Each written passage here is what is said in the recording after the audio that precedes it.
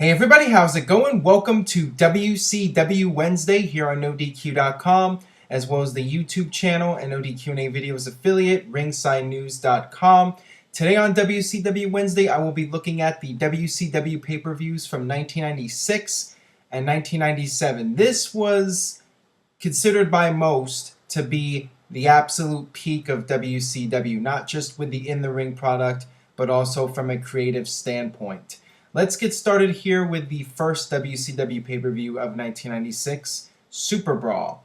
Overall, I felt that this was a forgettable pay-per-view.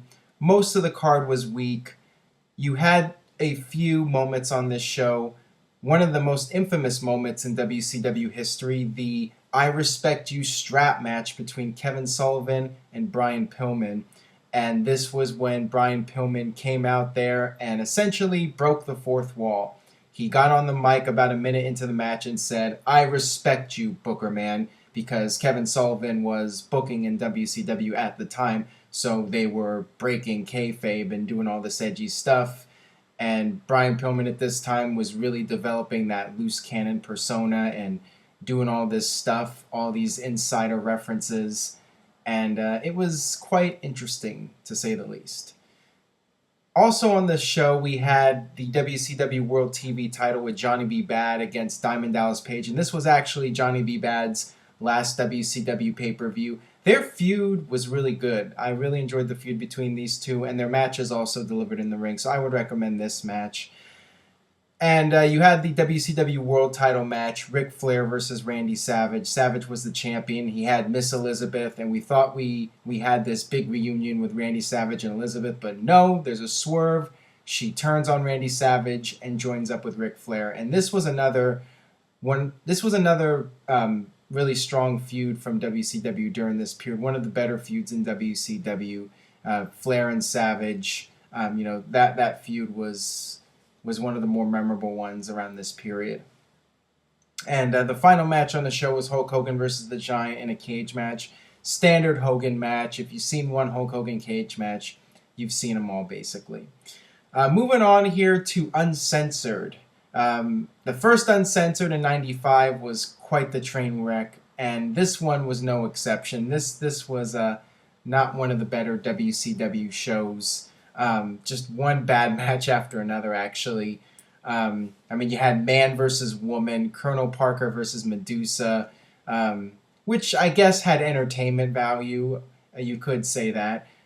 You had the Booty Man. This was after the departure of Johnny B. Bad. They had to insert Ed Leslie as the Booty Man into the storyline against DDP, and let's just say the match quality went way downhill once Booty Man took the place of Johnny B. Bad. You had the Giant versus the Loch Ness Monster, and this was one of the worst big man matches you'll ever see. You had actually one good match on the show, in my opinion. You had the Tag Team Chicago Street Fight, Booker T and Sting against the Road Warriors. And the whole storyline with Lex Luger and Sting being the tag team champions and Luger not wanting to get involved with the Road Warriors. This was a good storyline and a good match. But the main event, one of the most notorious bad matches of all time, the Tower of Doom. Hogan and Savage formed the Alliance, the Mega Powers, to face the Alliance to end Hulkamania. Which consisted of the Horsemen, the Dungeon of Doom guys, Ric Flair, Lex Luger, Ming, Barbarian, Kevin Sullivan, Arn Anderson, and then they brought in the Ultimate Solution, who was originally called the Final Solution, but they got a lot of controversy for that name. And then you had Z Gangster, aka Zeus, from the late '80s WWF. This match was just all over the place. You had no idea what was going on. Just guys brawling in the ring, and then they went into the cage area. They left the cage area. They came back. It was just all over the place. And then at the ending of the match, the finish, you had Lex Luger try to hit Randy Savage, but he hit Ric Flair instead. It looked terrible. It looked like Luger hit Ric Flair on purpose. The whole thing was a mess. And yeah, one of the all-time classic bad matches, not just in WCW, but in the entire wrestling industry, period. Next up, we have Slamboree 96. There's no Hulk Hogan on this pay-per-view. This was during one of his breaks from WCW. And this pay-per-view had your usual Battle Ball concept, which this was one of the more tolerable ones in my opinion. But no real classic matches on this show. You did have DDP winning, and this would actually be the beginning of DDP's rise in WCW, his true rise. He was in WCW for several years as a heel, never really went anywhere, and he won the Battle Bowl ring here and started to build up some momentum in WCW. World title match, Giant versus Sting. I liked how they booked the Giant as a dominant heel around this time. They did a good job with him and building him up as a top star. Just somebody who came into WCW with no prior experience, and one of the few guys that WCW actually made into their own homegrown superstar, not a guy that they just signed away from WWE. So I enjoyed the Sting Giant match, and Conan versus Jushin Thunder Liger for the U.S. title was a good match, but everything else on the show was fairly forgettable in my opinion. Next up, we have the Great American Bash from 1996. This was an excellent pay-per-view, in my opinion. This was one of the best pay-per-views that WCW has ever produced. Just in terms of the in-ring quality of matches and the storylines, WCW was really on fire around this time, and this was one of the few periods in history where I felt that WCW was putting out a superior product to WWE, and this was a really strong show. Would recommend watching the entire show. This was when WCW started bringing in the cruiserweights and focusing on new talent and talent from outside places like Japan and Mexico. You had Dean Malenko against Rey Mysterio Jr. This was Rey Mysterio's first WCW pay-per-view. Excellent match with these guys. Falls Count Anywhere, Chris Benoit and Kevin Sullivan. This was a match that was very noteworthy for the two of them going into the women's bathroom and just brawling all over the place. These two worked really well together and had some very memorable matches, and their feud was really entertaining as well. And then you had the big tag team match, Ric Flair and Arn Anderson against Kevin Green and Steve McMichael, with Randy Savage in their corner. And as I mentioned a few minutes ago with Randy Savage, they were doing a really tremendous job with this feud between Savage and Flair. Savage had lost Elizabeth to Ric Flair, and she was spending all of his money and driving him absolutely crazy. He was barred from the building. So this was really tremendous, this feud between Flair and Savage. But then you had the big turn, Steve McMichael taking a bribe, essentially, taking the money and selling out and joining the Four Horsemen and turning on Kevin Green. This was really well done. WCW did a tremendous job with this. And then you had the big moment with Scott Hall and Kevin Nash arriving on the scene in WCW and completely shaking things up. They come out with Eric Bischoff for an interview. Bischoff asks them if they're with the WWF. They say no, but they want to fight WCW. They want three of their very best. And then they proceed to take out Eric Bischoff, and Kevin Nash powerbombs him through the announce table. The announcers did a tremendous job selling this, and the crowd was going crazy for it, and you could really feel that WCW had something special here with this outsiders angle and these invaders coming in to try to destroy WCW. Which leads us to Bash at the Beach 96. And if there's anything noteworthy about this pay-per-view, I'm sure you all know what it is. Before we get to that, I'll mention the Cruiserweight match that I really enjoyed on this show. Rey Mysterio Jr. versus Psychosis. Once again, WCW really putting an emphasis on the Cruiserweights, and WCW's undercards really started to improve around this time. This match, stood out from a lot of matches in WCW around this time, so I would recommend that. And then, of course, the big main event with the Outsiders and the Third Man against Lex Luger, Randy Savage, and Sting.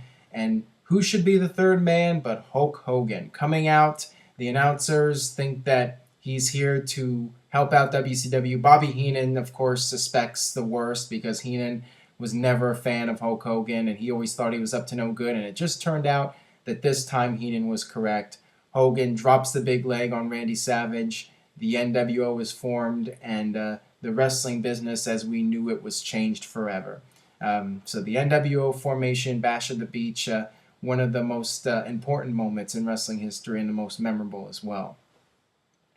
Next up, we have the very first edition of Road Wild, and for this first one, it was known as Hog Wild, and I guess they had to change the name because of legal reasons, but this was Hog Wild, a new concept in WCW where you had a pay-per-view event, not in an arena, but rather outdoors in the middle of nowhere, basically, Sturgis, South Dakota, at the big Sturgis biker rally. So the ringside area was filled with people on their motorcycles. Very unique idea. I mean, give credit where it's due to Eric Bischoff for coming up with something different and just trying different things. As far as the execution goes, I mean, it didn't really work out all that well because, the crowd mainly consisted of bikers, and it was clear watching the show that a lot of these people did not follow the WCW product very well, and they were just there because it's a wrestling show in the area and it's entertainment, so they show up for it,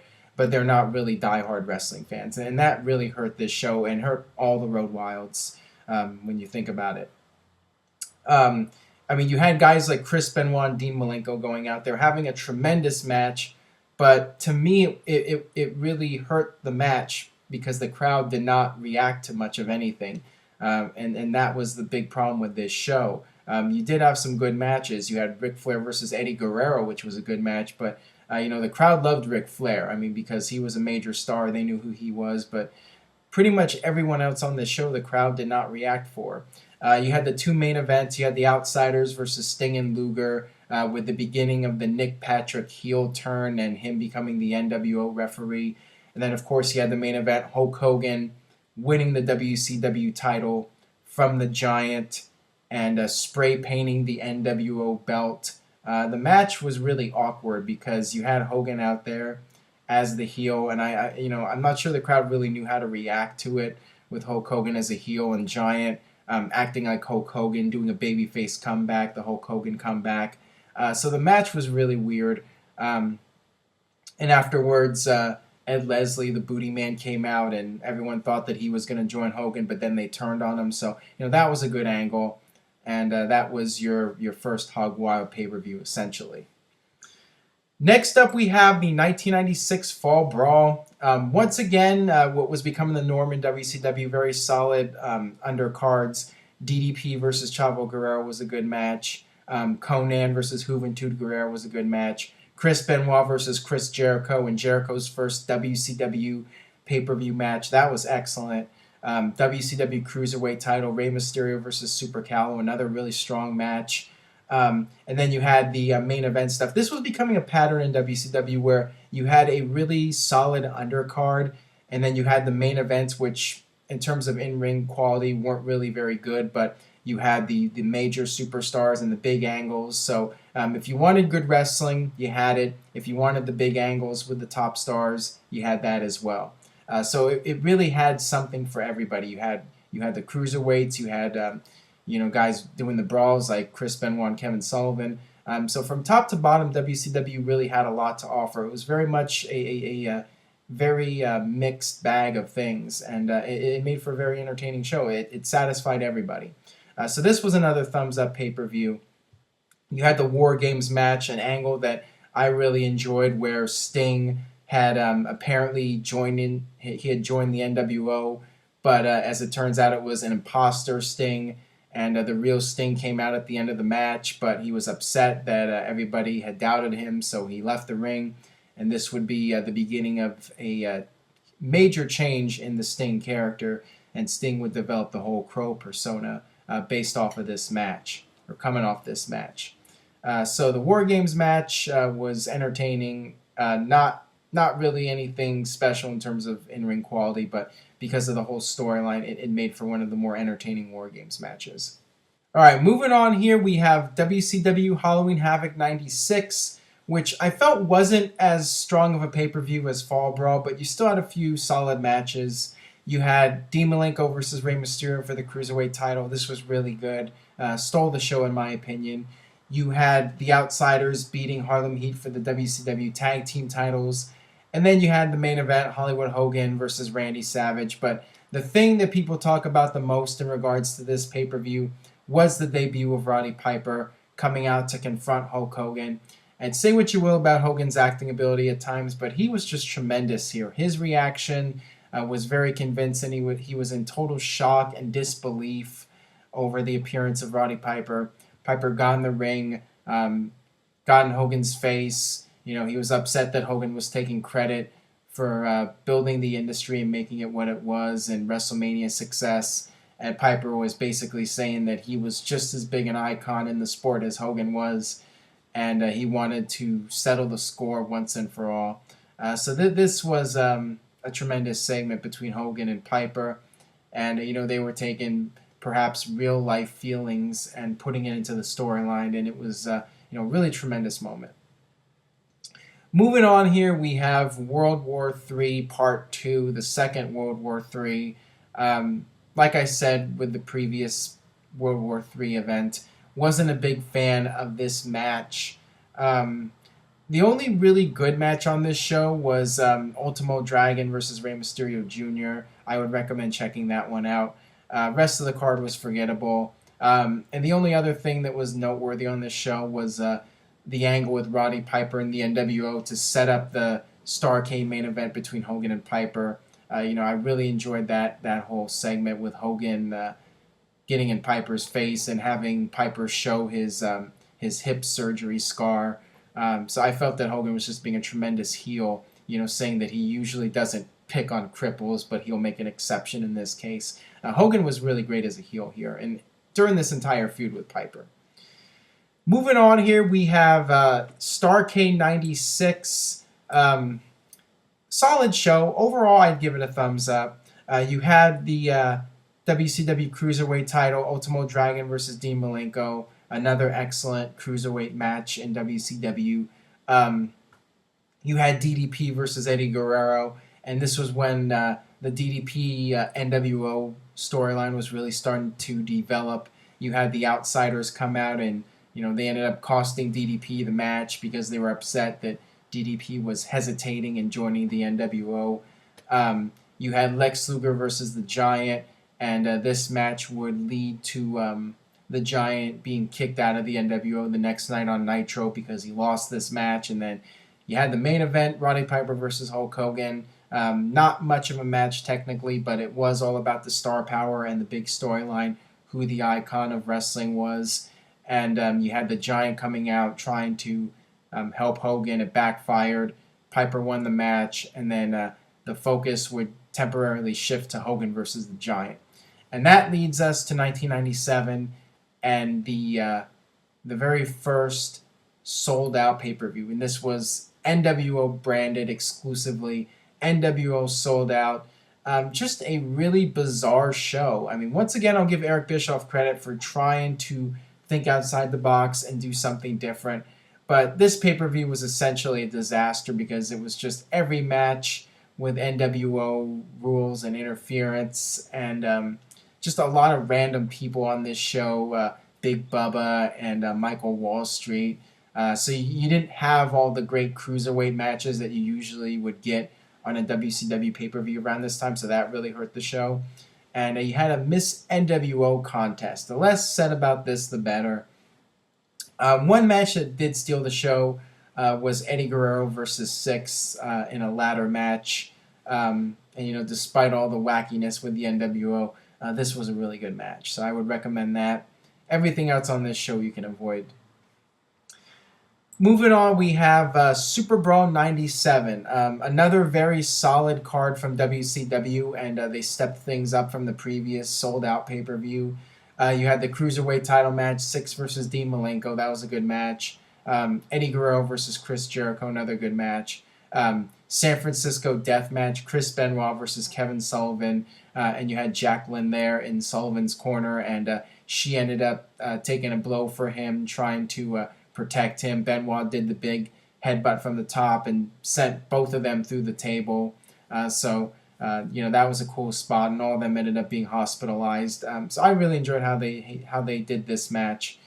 And then you had Lex Luger and the Giant against the Outsiders. Good match, but a really goofy angle where Eric Bischoff was not allowing Lex Luger to wrestle, and Luger came out anyways, and then Bischoff stripped them of the titles. Then you had the world title match, Hogan versus Roddy Piper, with Randy Savage turning heel and joining the NWO. To me, this never really made any sense. I guess the logic here was if you can't beat them, join them. But Savage joining the NWO when just in the previous weeks before this, he was aligning himself with Sting, and then all of a sudden he just goes with the NWO. And the finish was very awkward in this match with the way that the turn was done. All right, moving on here, we have Uncensored 97. Slightly better than the previous two Uncensoreds, but that's not saying a whole lot. There's only two really decent matches on this card, in my opinion. Dean Malenko versus Eddie Guerrero and Ultimo Dragon versus Psychosis. Those were very good matches. Everything else on the show was forgettable, in my opinion. The main event was one of the biggest train wrecks in WCW, and continuing with the usual uncensored, complete confusion and chaos in a bad way. You had a three-way tag team elimination match, NWO versus Team Piper versus Team WCW. And it was an elimination match, but the thing is, you had guys just coming out at completely random times. You had the camera angles missing crucial eliminations, and you really had no idea what was going on. This was a very difficult match to follow. It was just all over the place, and you really unable to keep track of what was going on. It was kind of like the World War III battle royals in similar fashion, where you just didn't know what was going on most of the time. You had Dennis Rodman out there, and he ended up being a deciding factor in the match. The only really memorable moment here was Sting coming out and finally making his intentions clear that he was going to take out the NWO. He destroyed everybody, and the crowd was just going completely nuts for this. So that was the one big highlight of this Uncensored event. All right, moving on here, we have Spring Stampede 97. Not really one of WCW's better pay-per-views. Mostly forgettable matches on this show. You had your usual very good cruiserweight match, Rey Mysterio versus Ultimo Dragon. You had the infamous promo with Booker T, where he called Hulk Hogan a nigga. That was on this show. So, people ask me, what pay-per-view did he say that? It was at Spring Stampede 97. You had a Four Corners match for the #1 contendership to the WCW World Title with Luger, Booker T, Stevie Ray, and the Giant. And the Giant sacrificed the match so his buddy Lex Luger could get the title shot. Okay. It was really weird. Weird booking logic here, but Giant and Luger were best buddies at this time, and Giant said, you know what, I'm going to let Luger have it. So, whatever. Moving on here, we have Slamboree. Another forgettable card. The one match that I would recommend seeing is the main event. Kevin Green, Ric Flair, and Roddy Piper versus the NWO. One of the few times that the NWO members did a clean job right in the center of the ring. It was in Ric Flair's hometown of Charlotte. And usually Ric Flair gets his ass kicked in his hometown, especially in WCW. But this was one of the rare times that WCW let Ric Flair get a clean victory over the NWO. So this was fun to watch. Moving on here, we have the Great American Bash from 97. Decent show. I mean, I would call it average. You had Medusa's retirement match, complete with Gene Okerlund being a prick, interviewing her after her supposed retirement. You had DDP versus Randy Savage in the main event. This was a really solid match. I forgot to mention from Spring Stampede also the Randy Savage versus DDP match. that was the match that really put DDP's career on the map in WCW and made him a star at the level of guys like Randy Savage and Hogan and all that. And this was another good match between Savage and DDP. They were brawling all over the place, and the feud was really well done with these two, with Randy Savage trying to get at Kimberly and try to just annoy DDP and get under his skin. So I enjoyed the storyline. I enjoyed the matches. Everything else on this show was forgettable, though. Next up, we have Bash at the Beach 97. Chris Jericho versus Ultimo Dragon, another excellent cruiserweight match. Steiner Brothers versus NWO Japan was a good match. You had the Luchadors in a 6-person tag match. That was really good, really fun to watch. Chris Benoit versus Kevin Sullivan retirement match. This would be Kevin Sullivan's last full-time match in WCW, and this was really good as well. This was a really solid card. This was actually one of the best WCW pay-per-views of '97, in my opinion. You had Roddy Piper versus Ric Flair, which was fine. You had Randy Savage and Scott Hall versus Curt Hennig in his first WCW pay-per-view match, teaming with DDP. But of course, Curt Hennig turned on DDP. Really didn't make much sense. I mean, you could see it coming a mile away. And then you had the main event, Lex Luger and the Giant versus Dennis Rodman and Hulk Hogan. Dennis Rodman was really impressive here, considering the fact that he was wrestling on pay-per-view for the very first time in front of the live audience. He really held his own in there, and he wasn't an embarrassment or anything like that. And so this was a fine match, and I really enjoyed the storyline here with Rodman and Hogan teaming together, and Rodman looked very credible, all things considered. All right, moving on here, we have the 1997 Road Wild pay-per-view. Same issues as the 96 pay-per-view, where you had the biker crowd that was fairly dead for this show, and no real quality matches on this pay-per-view, including the main event, which was essentially just Hogan getting back the WCW title from Lex Luger.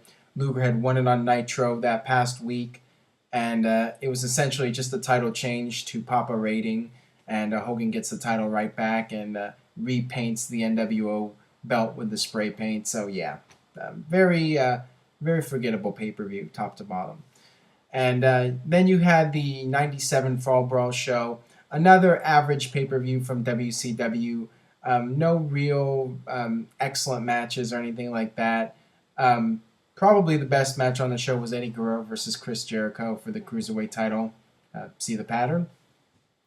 And then you had the War Games match, the NWO versus the Horsemen. This was really the only interesting show in terms of the storyline development. This was coming off the big Four Horsemen parody that was done by the NWO, and Curt Hennig joining up with the Horsemen, only to turn on them in this match. Of course, Curt Hennig swerving everybody and going into the NWO and double-crossing Ric Flair in Ric Flair country, Winston-Salem, North Carolina. And they had the big angle where Curt Hennig slammed Ric Flair's head with the steel cage door. So yeah, I mean, the angle was well done, but I mean, I think that anybody could have seen this coming with Curt Hennig turning heel and joining the NWO. Then we had Halloween Havoc 97. Big card. You had the Cruiserweight title, Rey Mysterio Jr. versus Eddie Guerrero. This was an excellent match, one of the best Cruiserweight matches in WCW history. Just tremendous work from both of them at their physical peak in the ring. You had Goldberg's first appearance on a WCW pay-per-view, making an appearance, coming out during the Alex Wright versus Steve McMichael match. You had Lex Luger versus Scott Hall with Larry Zbyszko as a referee. Not really a good match or anything like that, but I did enjoy the whole storyline between Scott Hall and Larry Zbyszko. And then you had Randy Savage versus DDP, the usual solid match from those two. And you had Roddy Piper versus Hulk Hogan in the main event, which was a really bad match, actually. especially when it was a few weeks after the Shawn Michaels versus Undertaker Hell in the Cell match, and then you went from that to this. Not pretty. Yeah, these guys had a really bad match. Randy Savage did this dive. He attempted to interfere in the match. He was on top of the cage and he jumped off the top, and it was one of the scariest things that I have ever seen. And it doesn't surprise me that Savage had to have surgery later on. I mean, that why he would do a jump like that was beyond me. I mean, it was really crazy. Crazy jump trying to hit Piper and he missed, but I just don't know why he did that jump. I mean, it looked really scary. And then a fan ended up jumping into the ring as well, actually climbing over the cage. And then there was a bunch of fake stings coming out too. And then you had a fan coming over the cage, and as he lands on the floor, one of the fake stings that had gotten knocked down and was supposed to be unconscious all of a sudden jumped up and tackled the fan. So the whole ending of this was just a complete disaster. Moving on, we have World War III Part 3. Same pattern here, with a match concept that is just too difficult to follow. 3 rings with 60 guys and trying to keep track of who's eliminated and all that stuff. It's just impossible. And you have the 3 small screens. I wasn't a fan of that. You had Ric Flair versus Kurt Hennig, which was disappointing. You had your usual great cruiserweight match, Eddie Guerrero versus Rey Mysterio. Everything else on the show, to me, was forgettable. So thumbs down show overall. Scott Hall won the Battle Royal. More fake stings coming out. Your usual, your typical WCW chaos and nonsense. And finally, you had Starrcade 97, what was supposed to be one of the biggest pay-per-views, or the biggest pay-per-view in WCW history. While it was, in terms of pay-per-view buy rate, the biggest pay-per-view WCW ever put out, it was also perhaps the most disappointing WCW pay-per-view. Just one bad match after another. You had the Control from Monday Nitro match, Larry Zbyszko versus Eric Bischoff, with Bret Hart as a special referee. And you had this moment in the match where Bischoff was loading his foot up with a foreign object, but when he went to kick Larry Zbyszko, the object just flew out of his foot before it hit Zbyszko. Looked really bad, killed the match in my opinion. And then you had the world title match, Sting versus Hogan. And what a disappointment this was. I mean, Sting was basically unstoppable, just destroying the NWO members 10-on-1, taking them all out. And here he's having a competitive back-and-forth match with Hulk Hogan. It just didn't really feel right. And then it got worse because Hogan hit the leg drop on Sting, and what was supposed to be booked as a fast count by Nick Patrick was in fact a normal 3 count. So Hulk Hogan beats Sting with a normal 3 count. Bret Hart stops the bell ringer, and he says that he already had 1 screw job and he wasn't going to let it happen again. And even though there was no screw job because Nick Patrick counted a normal 3 count, but we're supposed to believe it was a fast count. And Bret Hart gets in the ring, punches out Nick Patrick. Sting puts on the Scorpion Deathlock. Bret Hart rings the bell, and Sting is a champion. Crowd does react the way you would expect them to react. You know, they're happy Sting won the title, but the whole thing was basically ruined by the fast count just being a normal 3 count. And just typical WCW, I don't know, I mean, to this day, I don't know what happened with that. Must have been some kind of miscommunication, or was Hogan sabotaging the match to make Sting look bad? I mean, nobody really knows what happened with that. I mean, just typical WCW where they didn't know what they were doing most of the time. So there you have it, my thoughts on the 96 and 97 pay-per-views. Stay tuned to NoDQ.com for the very latest regarding WWE and TNA, and I'll see you guys next time for WCW Wednesday.